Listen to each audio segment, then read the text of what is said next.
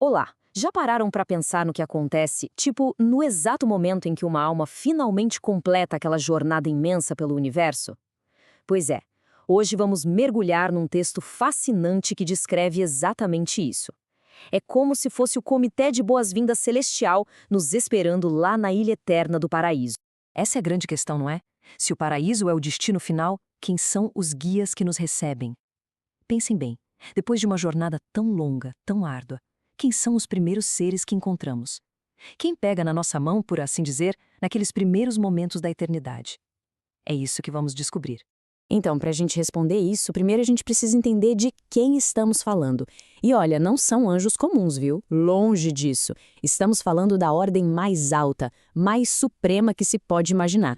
Eles são os supernafins primários. A descrição deles é... Uau! Seres de perfeição absoluta, sabe? Os espíritos ministradores mais elevados de todo o universo. Aquela ideia do comitê de boas-vindas que eu falei é exatamente isso. Eles são a recepção oficial da eternidade, guiando os peregrinos que finalmente chegam ao seu destino. E agora, se preparem, porque a coisa fica muito interessante. Existem 7 ordens de serviço, certo? Só que a experiência é na ordem inversa. A jornada não começa na primeira, mas sim na 7ª, e vai subindo. É um jeito totalmente diferente de orientação celestial, uma lógica própria. Certo, então vamos lá. Vamos começar pelo começo, pelo momento da chegada. A gente precisa visualizar a cena. A alma ascendente finalmente chegando ao paraíso. E é importante entender, isso não é o fim. É o primeiro passo de uma vida inteiramente nova, eterna. Vamos ver como isso se desenrola. Lembram que a jornada começa pela 7ª ordem? Pois bem, os primeiríssimos guias que um recém-chegado encontra são exatamente eles, os incentivadores do repouso. E faz todo sentido, né? Pensa só, depois de uma jornada que a gente nem consegue imaginar de tão longa, a primeira coisa que se precisa é de um repouso divino. E são eles que cuidam dessa transição final do tempo para a eternidade. E o texto, para ilustrar a profundidade dessa paz, traz essa citação que é, nossa, muito poderosa. É aquele momento em que a luta acaba de vez. A vida perpétua começa de verdade. É o ponto final em tudo que ficou para trás. As coisas anteriores já passaram. Ok, então, a alma chegou, está em repouso, em paz. Mas e aí? O que vem depois? Bom, a jornada continua. Agora é a fase da aclimatação, de aprender a viver numa sociedade que é absolutamente perfeita. E essa aclimatação acontece em 3 estágios principais. Primeiro, o encontro com os comandantes das designações, da 6ª ordem. Eles ajudam a alma a, encontrar seu lugar ali.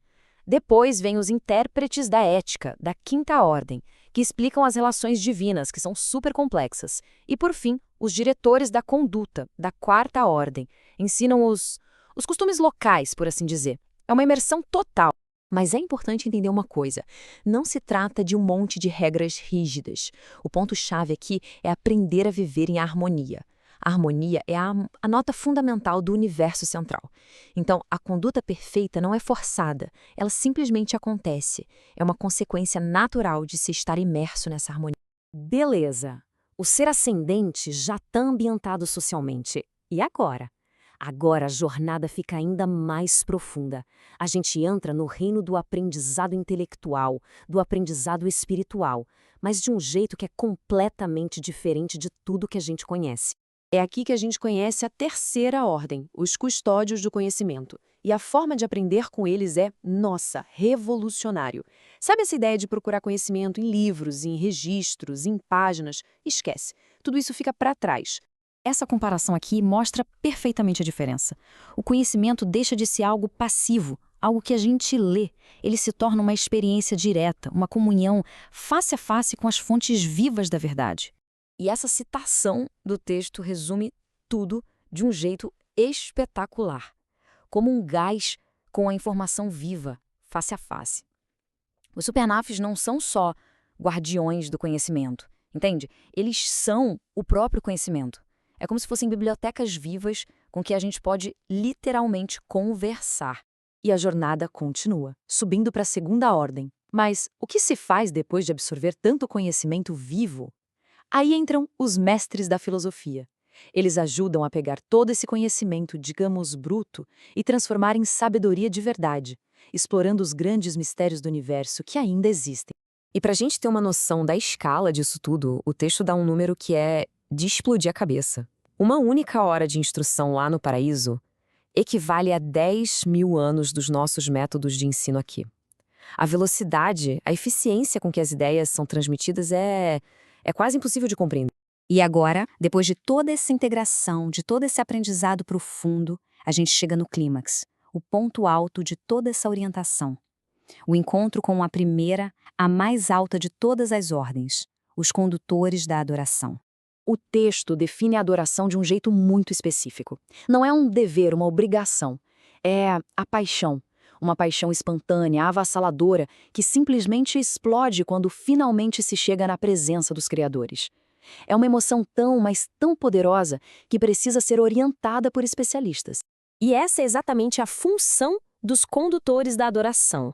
Eles ensinam, vejam só, a técnica de adorar. O objetivo é que os seres ascendentes consigam expressar, liberar todas aquelas emoções que foram acumuladas por eras de jornada e fazer isso de um jeito que traga satisfação e alívio totais. E essa linha do tempo, nossa, ela resume a jornada cósmica inteira. Dá uma olhada. Tudo começa lá atrás, com um acordo de sobrevivência de um mortal. Daí vem o despertar moroncial, que é aquela primeira transição do material para o espiritual. O terceiro grande marco é a fusão com o ajustador. Depois, o despertar em Avona, o universo central. O quinto, o grande objetivo, o encontro com o Pai.